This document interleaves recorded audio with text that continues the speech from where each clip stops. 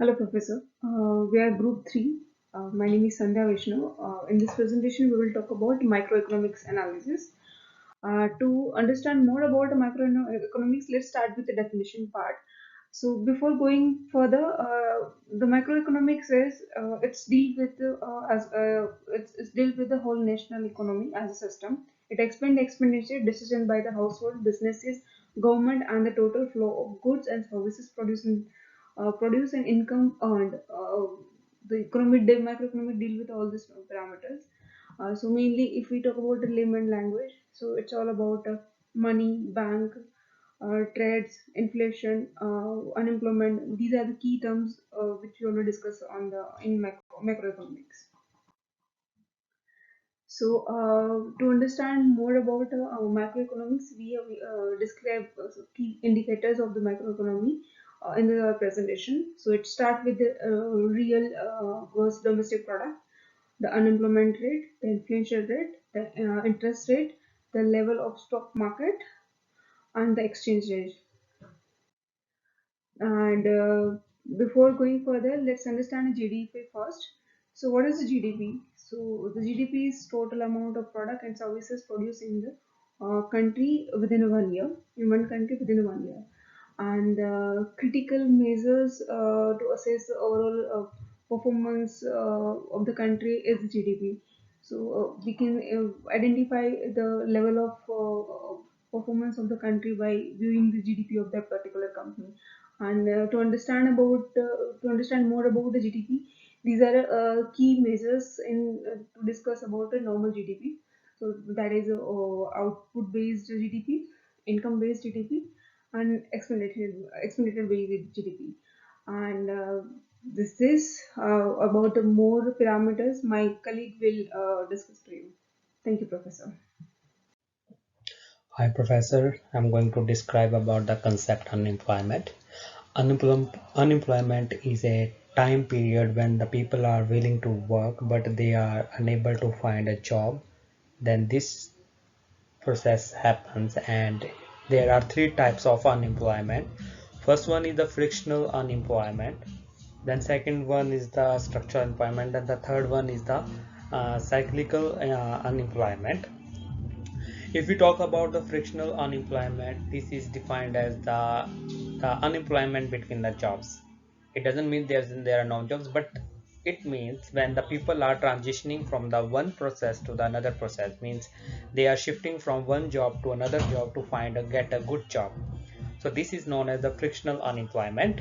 Then the second one is the structural unemployment. It is defined as when there is a mismatch between the skills what workers have and the skills what employers needs. This is mainly happen due to some factors like change in technology. Then the third one is the cyclical unemployment. It is mainly happen when there is a recession in the marketplace and in the economy. When there is a recession, this is known as the cyclical unemployment. Then there are natural rate of unemployment. The first one is the full employment. Full employment, it doesn't mean there is a zero unemployment. It means when the people are able to find work, able to find a job in their area, in their country. So this is known as the full employment. Then the second one is the participation rate. It means how many people participate in the jobs and from the total population how many people are in the workforce. And there is a formula from with the help of we can calculate the participation ratio, which is defined as the total workforce divided by total population into 100. So this is the concept of unemployment. Then there is the inflation rate. First, we will talk about the inflation. It is defined as the changes in price when the prices goes higher for goods and services. It is defined as the inflation, and the inflation rate is defined as when the percentage of average prices of goods and services within a specific period of time. So this is known as the inflation rate. Interest rate is defined as the cost of amount borrowing, lent, or deposited for a specific period of time, and it is mainly expressed by the principal amount. The total amount lent or borrowed is determined by the principal amount, as I earlier said, the interest rate, the compounding frequency, and the length of the time for how long you lent, deposited, or borrowed the money. Then it is known as the interest rate. Hello. Now we will look for the fiscal policies. What is meant by fiscal policies and who makes it and what is the purpose of making these fiscal policies. The fiscal policies is basically made by the federal government, especially the president and the House of Representatives. They are the responsible for making fiscal policy. What comes under fiscal policies? It is taxations, government expenditures, government transfers. Now we will look in depth like what is taxation, which tax comes under fiscal policies. The tax which is directly given to the government, which comes directly to the government treasurer, it comes under the fiscal policy. The first is sales tax. Whatever thing you buy or sell, the tax you are paying that goes to government directly. It's come under physical fiscal policy. The next is income tax, the property tax, and the next important thing is government expenditure.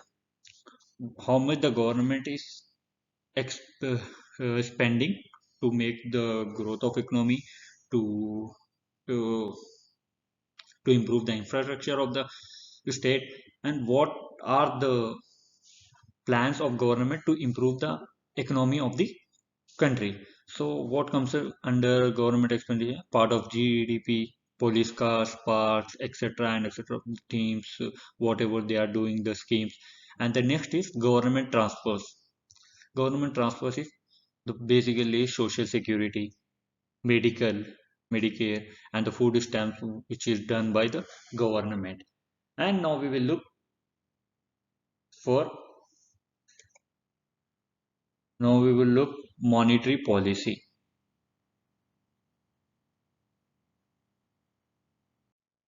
Now we will look monetary policy. What comes under monetary policy? It is an collection of acts designed to govern countries' total money supply and promote economic growth.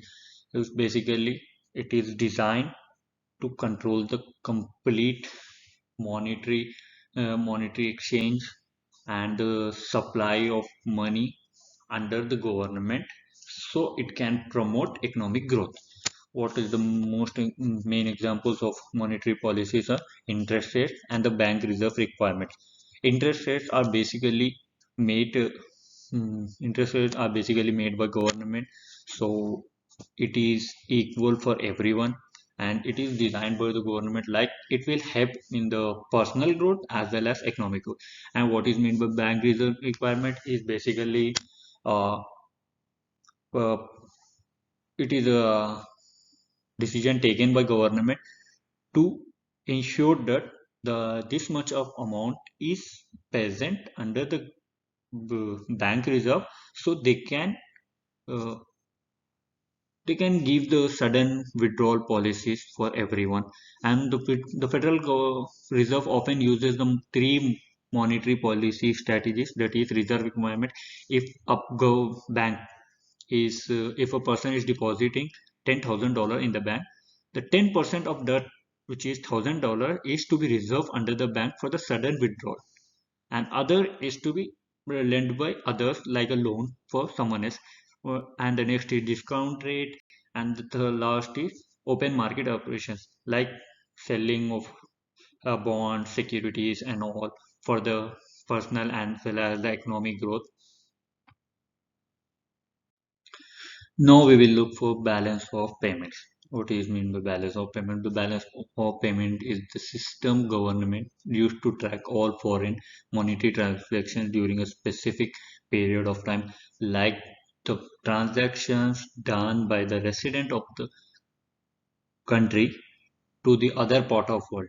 The transaction is done between the country and the rest of the world comes under the balance of payments, which is done within a certain period of time, like a quarter or a year. In this quarter, the amount paid by this country to the rest of world is this, and lend by this. So we will look. There are three main categories of balance of payment. The first is the current account, marks the inflow and outflow of goods and service into the country. How much is coming in the country and how much is going out of the country, like import and export of the country, is to be considered in the current account. And the capital account, international capital, like what is the value of the international capital, and the transfers are recorded. And the last and the foremost thing is the financial account, international monetary policy flows connected to the business investment and the real estate made by the residents and the rest part of the world. Hello, Professor. Just like you have heard my professional colleagues or my classmates talked about various microeconomic factors that affect the economy. Now, I'm going to talk about the next consideration, which is the income distribution. This is appropriate to discuss because it's also part of the components that forms the GDP and how income is distributed, and it is critical because it helps to determine the poverty rate in a country, and this also helps to look for the other measures that can be used or utilized to balance income distribution within the various categories of the income earners in the economy. So the country's total GDP distribution among these people is called income distribution, just like I earlier mentioned, and it is critical for determining the poverty rate at every GDP level in an economy. So the determination of the wages, the salaries, and of course the investment, the social benefits, the pension, and other areas of welfare that government spends is very crucial, or is a crucial component in income distribution, and it also helps the government to assess their level of readiness or their level of preparation, or their impact to affect the welfare of the people. After all, generally, government duty generally is to provide welfare to the people. It's not to look for profit. It's to provide welfare to the people. And so, in this instance, trying to checkmate or trying to look at the income distribution is an essential component of this study. So, I also continue different types of income distribution. One is equal income distribution. This is just like the word reiterates, income is more equally, distributed within different population. And the other one is unequal distribution. So this one talked about the having a significant gap between the highest income earners and the lowest income earners. And subsequently, I'm going to talk about it's the overall summary of what has been discussed so far. Hello, Professor. It's me, Abayomi Lawal again. So I'm going to be giving an overall conclusion on the analysis for our macroeconomic assignments that we've done for this project. Now, the prosperity of any nation is dependent on how it manages its resources and how it uses its various economic tools to achieve the actual prosperity it currently needs. And the interplay of the various economic components will help a nation to determine how well it will progress. And now, these macroeconomic components like unemployment, inflation, interest rates, fiscal and monetary policies, balance of payment, and also income distribution significantly impact a country's overall GDP growth. And unemployment and income distribution affect consumer spending as well. The major GDP components: inflation and interest rates influence investment and savings. Fiscal policy through government spending and taxation, and monetary policy via money supply control directly impact economic activities. So balance of payments reflect the country's economic transactions with the rest of the world and affecting its financial stability and thus GDP growth. So all these factors interplay to form a perfect economic trajectory for a nation. And for it to achieve its specific objectives, it has to be tuned specifically in areas that it wants to generate good results. You don't just copy and paste a policy. Let's say an America, a democratic government implemented a particular policy for its economy. Now, economic policies are usually not static. It's not something you can copy and paste. So that's why you are expected to tune it, and tuning it involves making data-driven decision out of your findings, your research findings. This will have a meaningful impact on the economy, rather than just copying a particular policy and just pasting it without looking at its complexities and how it can improve the overall welfare of the people. So with this as a conclusion, I would like to say thank you very much for giving us the fantastic opportunity to present the paper.